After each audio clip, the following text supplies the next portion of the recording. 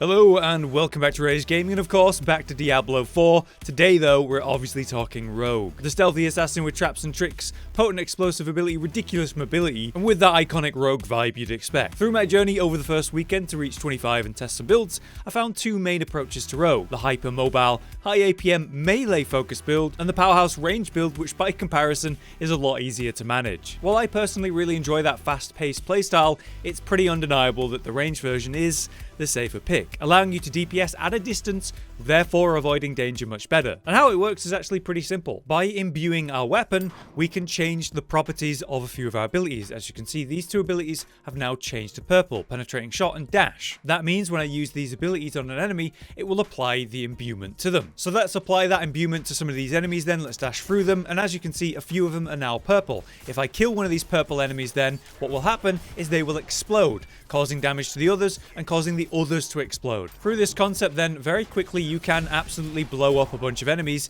in one quick motion. The thing is, both the melee and range versions of this playstyle do this. You imbue up, apply that imbuement to many targets, and blow them up as effectively as possible. The issue with the melee version though is that they have to travel through the pack twice per pop, teleporting to a correct target, applying twisting blades, jumping back away to pull the blade back through the pack. Compared to that, the range version just has to travel through the pack once and then get straight to the point, blowing them all up much faster by comparison. Therefore, over time, you're having to go through the pack less, and you're blowing them up sooner, and you're blowing them up more often. The range version really comes down to this one incredibly strong ability, penetrating shot, allowing us to fire this single shot that penetrates and goes straight through the enemies and the targets, just for a bit of your resource, a bit of energy. The thing is, penetrating shot is also affected by imbuement, so you don't even have to dash through, you can apply the imbuement with the first penetrating shot if you want. This is why this build is so consistent and reliable. All you really have to do is apply the imbuement and then penetrating shot, and then they just blow up.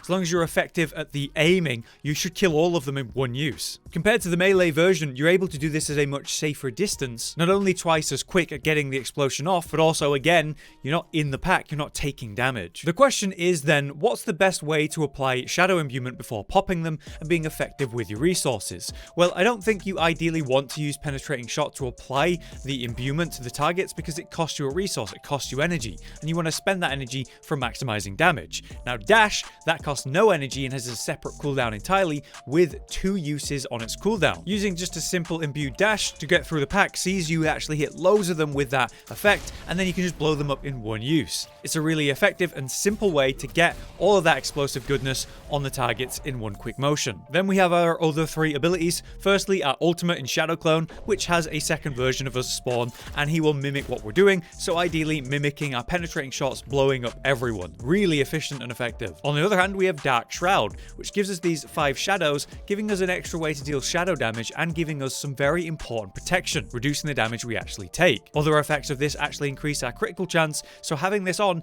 makes us deal more damage. For our basic attack, Puncture is a great way to just keep doing damage at range, and we've got it bouncing between targets, doing AoE, and as you can see, applying a slow. This helps us manage and basically organize packs of groups that are chasing us, keeping them interested in us, keeping them slowed so they're not dealing damage to us, and then grouping them up nicely for the correct timing on the penetrating shot. So that's each of the abilities and generally how they work. Now let's talk about how we've actually enhanced them and improved them for this concept. Starting with our basic then, we start of course with Puncture, as I've just shown you, throwing blades at a short distance, giving you a default ranged option even though you're throwing daggers and not actually using your bow. Every third cast will slow enemies, also critical strikes are a consistent slow, so that's how we manage and slow our groups down. For our modifier, we've got Enhanced Puncture, a nice extra 2 energy every time we hit an already crowd controlled enemy, such as a slowed one, which we slow ourselves. This provides us a consistent way to get energy back, and every third cast will also ricochet, as well as every critical cast, spreading that slow, getting loads of energy back, a reliable, safer way to manage your groups, and a form of energy recoup. For our core skill then, obviously penetrating shot is our main one. We put all 5 points into this. I actually have 6 here because I have an item contribution one. Enhancing it actually makes the penetration of the shot deal 20% more damage per enemy it pierces, so the more it hits, the more damage it does. And then improved penetrating shot causes your next penetrating shot to have a 20% critical strike chance if you hit 3 targets or more on the previous shot. When it comes to agility skills then, of course, we're only picking up dash at 1 rank, and then we're enhancing that to make it so enemies that are hit by dash take 20% more critical strike damage for 5 seconds. a really potent debuff when you dash on a target, and that comes into single target. I'll explain in a minute. Finally, methodical dash is what I pick up. Dealing damage to crowd controlled enemies with dash reduces its charge cooldown by half a second, up to 3 seconds per cast. So as we're applying that AoE slow to all the targets with our basic attack and then dashing through them, we're basically massively reducing the cooldown of dash. It's really nice synergy. For our subterfuge skills then, we are picking up, of course, the Dark Shroud that I mentioned. This is what's giving us that nice shadowy barrier, as it were, reducing damage we take and consuming those shadows each time. But what's really important is when you enhance this, there's a 10% chance that the shadows just won't be consumed when they should. And with the countering Dark Shroud, we get 10% critical strike chance when we have at least 2 active shadows from the Shroud. So by simply turning on Dark Shroud, you have 10% extra critical strike chance, which is phenomenal. Next, we have our imbuement skills. Of course, the all-important Shadow Imbuement is our main way of dealing damage and popping enemies with that explosion. Now, not every ability is imbuable, and in this build, we do have 2 options in Penetrating Shot and Dash. We put as many points into this as we can get just to make the explosion deal more damage. Of course, we're going to enhance that for 25% increased critical strike against injured enemies affected by the Shadow Imbuement. And finally, Blended Shadow Imbuement. The primary explosion makes enemies vulnerable for 2 seconds. This means enemies that are vulnerable take 20% increased damage. Again, this comes up in single target, where you do actually have a few AoE options around the main target. On the way here, we will pick up Precision Imbuement just for a nice extra 5% critical strike chance on any imbued skill. And finally, we come to our ultimate Shadow Clone at rank 1, giving us that option to nearly double our damage at 80%. That comes from the Supreme Shadow Clone, giving us an extra 20% on the original 60%, and on the way we pick up Prime Shadow Clone just for the unstoppable effect, meaning we can't be CC'd for the first 5 seconds that we spawn the Shadow Clone. Not that important, to be honest, but a nice utility that's just part of what we're doing anyway. So that's how we spend our original skill points we can get in the current original closed beta.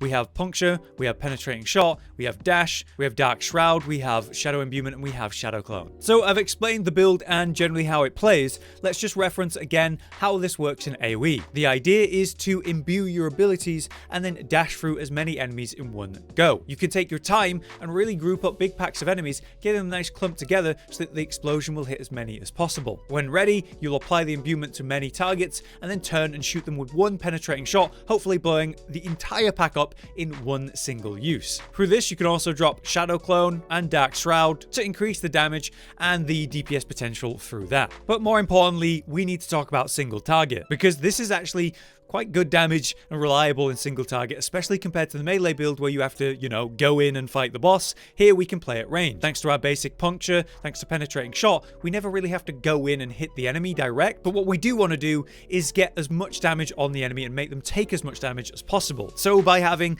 Dark Shroud active, we've got that 10% increased crit. By dashing through the target, we make them have a debuff to deal more damage. And if we hit them with a primary Shadow Imbuement explosion, that makes them vulnerable, taking 20% more damage. So ideally in a boss fight where you're trying to do as much single target damage as possible, you'll intentionally hit the other ads it might be spawning and blow them up next to the boss, causing that vulnerability to then dump damage into them. You want to use your Shadow Clone basically when you're going to go all in and dump all of your energy into penetrating shot when they're vulnerable, when they're debuffed, when you're buffed up, to maximize your burst window. And then you can just recover your energy by throwing lots of punctures and kiting, avoiding all damage, and then going to town with penetrating shot and all the debuffs and self buffs again when ready. Finally, it's time to talk about equipment and the important skills that you're going to be looking for with the legendary or aspect effects. Now, unfortunately, I don't have the absolute main legendary effect that I have been farming and trying to get for this video. It's very simple. It causes your penetrating shot to shoot out in multiple directions. Instead of just in a straight line, it will shoot in sort of a cross symbol, shooting in a straight line and left and right of the impact point. Now, obviously, that's going to make a major difference in how effective and easy it is to clear packs and deal damage in AoE scenarios, so it's obviously the most important skill you can possibly look for when it comes to aspects. You can find this skill on armors and weapons, and you'll increase the stats if it's on your weapon specifically. Now, outside of that really important skill that you're obviously going to be looking for, there are other things that can be useful. For example, the current weapon that I have and this legendary effect, it improves my Shadow Clone, meaning it mimics my imbuement. So if I summon the Shadow Clone, then apply an imbuement, it just does 26% increased damage for 5 seconds. That's crazy and really nice for the boss single target stuff. Now, there's universal options that are just going to be really nice, but this one restores 3 of my primary resource, so energy, whenever I crowd control an enemy. So every time I'm applying slow, which is constantly through puncture, I'm doubling up how much energy I'm actually getting when I do that. 2 energy from the puncture effect itself every time it happens, and 3 more from this ring. Ideally, for the rest of your legendaries, then you're looking for passive effects that are going to be helpful in that way,